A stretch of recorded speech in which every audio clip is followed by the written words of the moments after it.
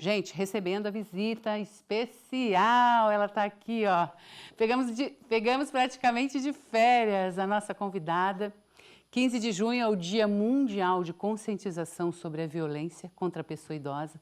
E o objetivo realmente do nosso bate-papo agora é chamar a atenção para a existência de violações dos direitos dos idosos e divulgar formas de denunciá-los e combatê-los. Para falar sobre este tema, a gente conversa com a advogada Ariane Angioletti, que também é presidente da Comissão do Direito da Pessoa Idosa, OAB Santa Catarina.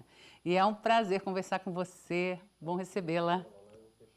Olá, muito obrigada pelo convite e pela oportunidade de falar sobre esse tema que é tão importante e relevante para quem está no dia a dia convivendo e defendendo os direitos da pessoa idosa. A situação é séria.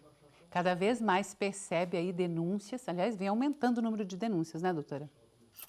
Na verdade, existe toda uma dificuldade nossa de acessar as pessoas idosas vítimas de violência, porque, como tu falou ali na nossa entrada, essas violências acontecem dentro de casa, né? Quase 90% dos registros que a gente consegue ter no Disque 100 indicam para a gente que ou é na casa do idoso ou na casa do filho do idoso, enfim, é no ambiente doméstico familiar que acontecem essas violências. Tem aumentado o número de registros, né, dessa potencial violência, mas não significa que a gente alcançou o número real. A gente sabe que depende muito de vizinhos, de amigos, de familiares mais distantes, que percebem que está acontecendo alguma coisa com aquele idoso e que fazem uma ligação no Disque 100, mas é um caminho ainda muito longínquo. Aumentou, de fato, o Disque 100 esse ano, em maio, emitiu uma nota dizendo que no mesmo período do ano passado, comparado, né, a gente teve um aumento de 94% no número de registros de ocorrência. Isso é um fato muito relevante, principalmente porque durante a pandemia a gente teve um declínio no número do Disque 100, porque as pessoas não conviviam, não sabiam o que estava acontecendo dentro das casas, então não havia essa denúncia por terceiros, né? Como é que um idoso que mora dentro de casa, que está todo mundo lá confinado, ia conseguir ter acesso a um telefone, à internet, a usar um aplicativo, que também é uma dificuldade grande, né, que a gente tem nessa parcela da população, mas tem aumentado, sim, o número de registros, e acredito que seja por campanhas como as do dia 15 de junho, de que a gente leva a informação para as pessoas e, principalmente, de tentar fazer com que o idoso perceba que ele não vai estar desamparado no momento em que a autoridade policial ou assistência social do município tomar conhecimento de que ele está, de fato, sendo vítima, né? Para que ele não se revitimize, para que ele não se coloque naquela condição e tenha o impulso também de tentar sair dessa condição e que envolve a parte emocional, financeira, familiar. Realmente um desafio bastante grande. A violência, o que nós temos como violência contra o idoso no Estatuto do Idoso? O que a gente pode destacar? O que seria essa violência? Além O de física, Estatuto, é claro, né? Porque tem o outras, Estatuto né? do Idoso, ele trabalha com 4 tipos de violência. A gente tem a violência física, que é aquela, né, que a gente consegue enxergar melhor, ou às vezes não. Então, por exemplo, quando uma família deixa de dar uma alimentação ao idoso, porque pode, porque não pode, porque quer, enfim, né? Quando o idoso acaba se alterando a sua parte física, esse é um tipo de violência. A gente tem a violência emocional e psicológica, que se dá, é uma que é muito, aparece muito no dia a dia das famílias, porque é aquela que vem velada como uma chantagem, como uma manha, é o filho dizendo, olha, se você não fizer isso, eu não vou poder trazer seu neto aqui, olha, se você não aceitar fazer de tal jeito, eu vou ser obrigada a não deixar mais o teu outro filho entrar. Então, são mais chantagens que vão acontecendo. Tem a violência patrimonial, que aí ela se abre em vários leques, tem os filhos que tomam para si o cartão de benefício da pessoa idosa e faz os saques e usa para si. Tem aqueles que pegam o nome, o CPF do idoso e fazem empréstimos consignados e pegam o dinheiro para si. Tem alguns que, juntando a violência psicológica, fazem chantagem ao idoso para que ele pegue o empréstimo e repasse esse dinheiro para um filho, para um neto, enfim. E tem a violência institucional.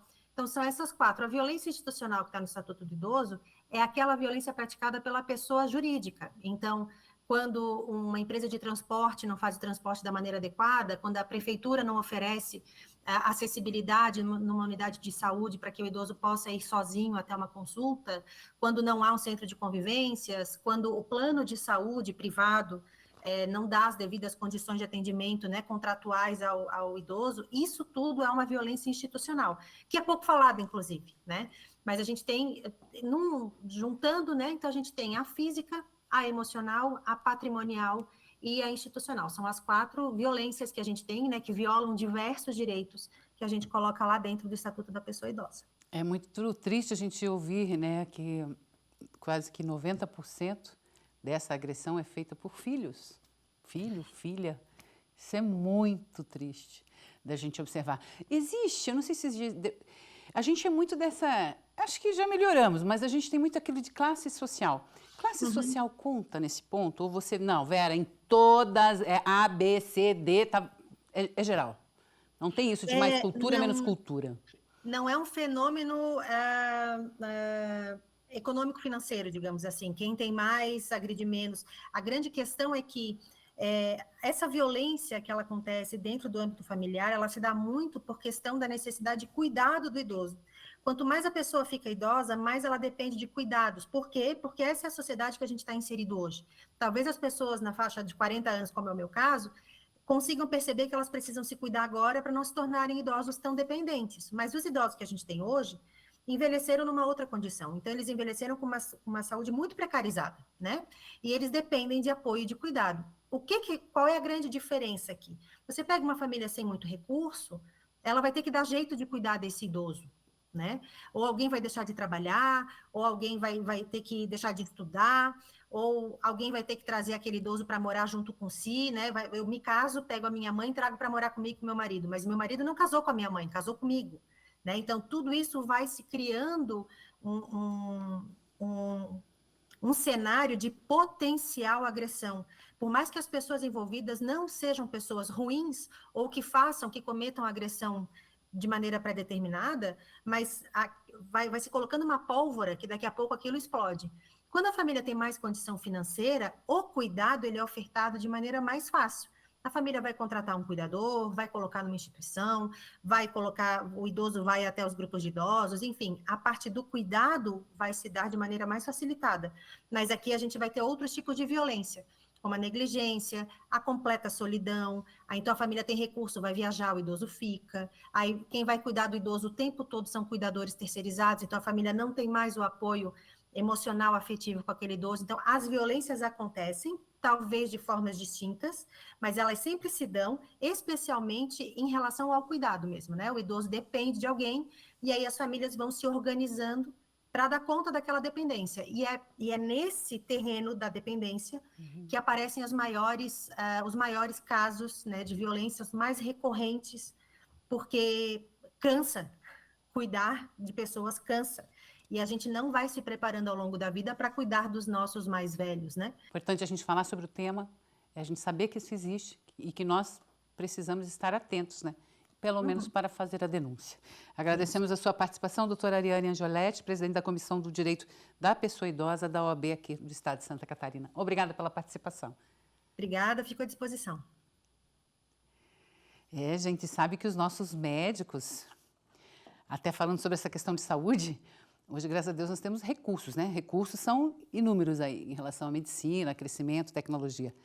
Mas a saúde mesmo, diz que as dos menores está pior do que dos maiores, pela qualidade na alimentação, agrotóxico, todas essas coisas aradas aí que a gente come no dia a dia, sem cuidar da alimentação. Então, idoso, quem não morre cedo, chega na fase do idoso. E aí? Aí a gente tem que cuidar, não é verdade?